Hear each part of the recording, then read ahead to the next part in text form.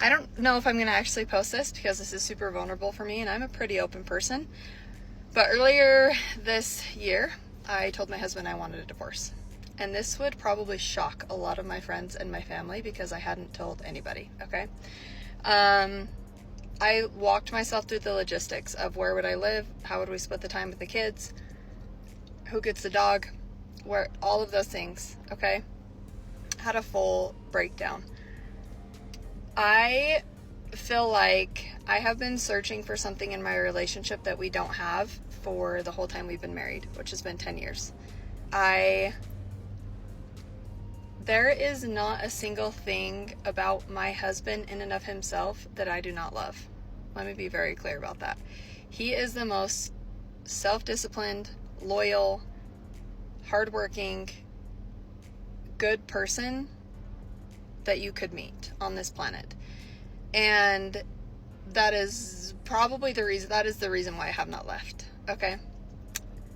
Our relationship and what my expectations are for my marriage and what they always have been are not met, right? Which I don't know if anybody's are.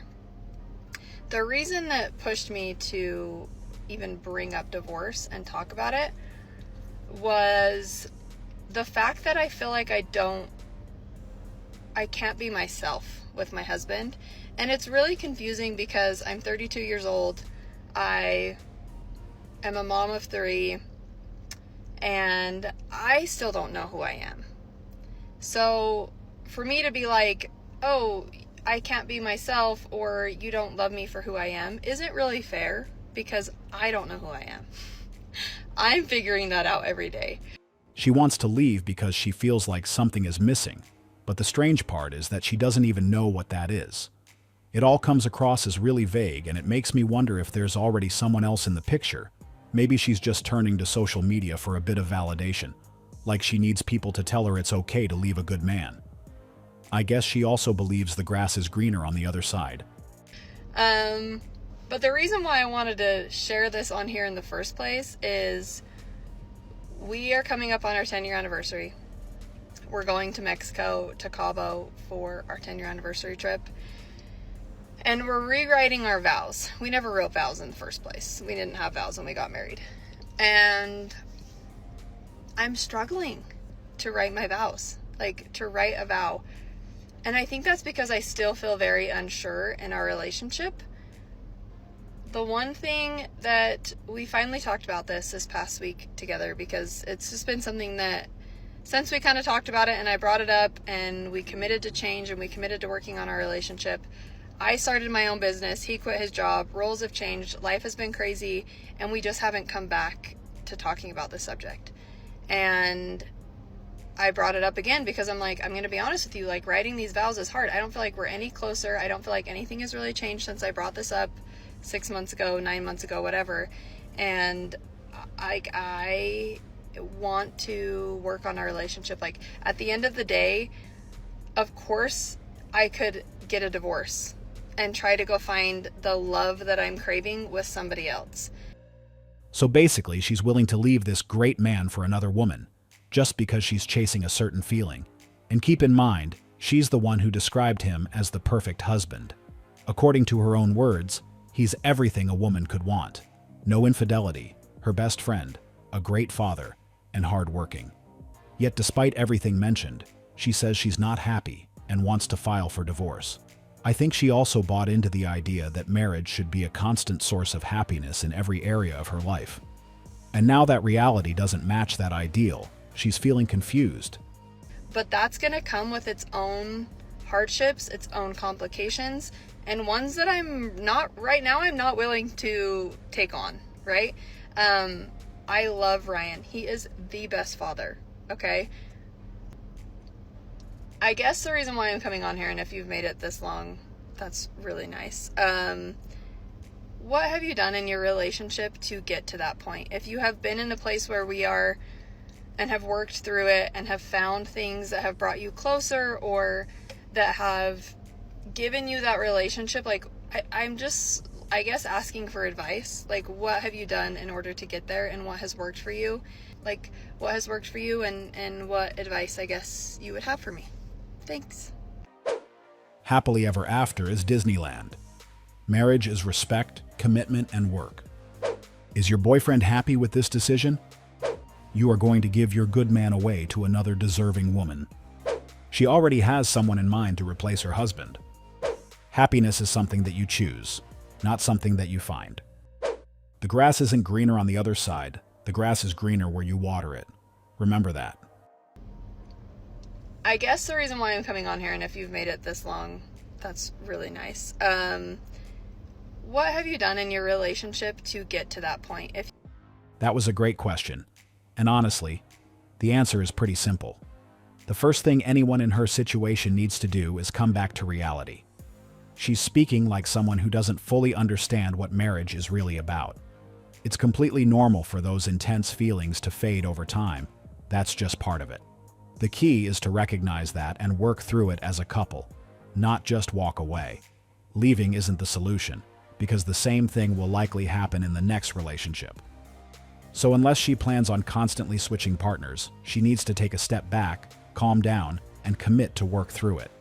Like, what has worked for you and what advice, I guess, you would have for me? Thanks. I truly hope none of you ever find yourselves in a situation where your wife is on social media asking strangers whether she should stay or leave her marriage. It's heartbreaking. This really shows the impact of constantly comparing your life to what you see online.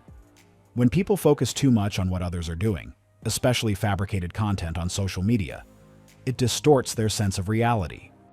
In this case, she even said her husband is a perfect man in every way. She had nothing negative to say about him, nothing. And yet she still feels like something is missing. And the strange part is that she doesn't even know what that something is. It sounds like she's falling into the trap of comparison, measuring her relationship against someone else's highlight reel. And now she's questioning a relationship that, by her own account, has no real issues. What's really confusing is how someone can feel unfulfilled when they already have 99% of what they've always wanted in a partner. That 1%, whatever it is, has taken up so much space in her mind that she's actually considering throwing the other 99% away. And that's hard to wrap my head around. Y'all gotta stop y'all friends from being delusional before it's too late. I had a friend about 6 years ago. I tried to stop her 6 years ago. I go to brunch with my other friend today. Come to find out she doing bad, living in her car. She done lost her man because of this internet. I'm telling you, 6 years ago, I realized she was delusional. She had a boyfriend, and I knew him. He was above average, earning, looks, height, everything. He was a good guy. She thought she was bigger than the program. And I realized that because every time I would be around her, she was always showing me what somebody else got, what somebody else on the internet is doing. Oh, look at her man bought her this. She got this. Oh, I want this. And she already had a man who bought her 3 luxury cars. He paid most of her bills. He took care of her. Of course, they weren't rich, but she wasn't even qualified for that type of man that she already had. And for some reason, because she had a decent man, she thought she was bigger than the program. Child, come to find out, he done left her ass. And it's the thing I tried to tell her. Every time she would show me, oh, look at, her man bought her Chanel. Oh, look what she got. I said, you don't know them people. You don't know what she has to go through. You don't know. She'd be showing me like, oh, I know this girl. She getting this and that. I'm like, but you're not in her bedroom. You don't live with her. All you know is what she tells you. Didn't get it. Delusional. And look, she done lost her man. He engaged to a whole nother girl. Child, do not let your friends be delusional. They are busy living for the internet, losing good things in real life. That man was not above average. He was elite. My husband always tells me the internet is not a real place. It's hard to find a good man, but it's not hard to keep one. Once you have a good man, hold him tight because it's rough out there. Comparison is the thief of joy. Her biggest mistake was comparing her life to what she sees online. Often unrealistic versions of other people's relationships. Most of what's displayed on social media isn't even real. She already had a man who was doing a lot for her, yet for some reason, she convinced herself the grass was greener on the other side. And now she's the one who ended up with nothing. She took the internet too seriously and lost something good in the process. This is exactly why people need to learn to appreciate what they have instead of obsessing over what they think they're missing. Because sometimes chasing that illusion means losing something you already have and finding yourself in a far worse place, just like she did. She saw herself as a queen who wasn't being served properly. But while she was focused on what he wasn't doing, he noticed the lack of appreciation for everything he was doing. So eventually, he stepped away, and she was left on her own. And now it's clear that things aren't going as well as she expected. I'm sure it was a humble experience, and hopefully moving forward, she'll make better choices. The first step she should take is to disconnect from social media for a while and take care of her new reality. Oh my God, you make one post about liking a nigga with some money, here go all the broke niggas evaporating into your comments. Oh my God, is that all y'all care about? Like, sis, you asked? Yes. So why you still ain't got none if you know that's what we like? Second of all, when was dating ever free for niggas? Never. Third of all, I've never heard a nigga with some money complain about spending it on a girl that he like. That's all I gotta say. It's all about perception, but she is completely wrong in many aspects. Dates used to be free, and it's still free when there is a real connection. And this is the reason guys like Chad get everything without lifting a finger, while other guys are expected to empty their bank account just to go on a first date. She was trying to send the message that everybody was digging deep into their pocket to take them out. But we know this is not the rules of this game. If you're the guy at my gym who was squatting like 500 fucking pounds and you have a mustache and you had a Hello Kitty shirt on, hey, what are you doing later? Hey, what are you doing later? At this point, it doesn't really count. That's the kind of question she should have asked him while she was still in the building, while she still had the chance. That's what she should have done. I get it. Making the first move or having that kind of conversation isn't always easy. But if she doesn't try, there's a good chance she'll miss out on the opportunity with the guy she's referring to. Just do it like we do.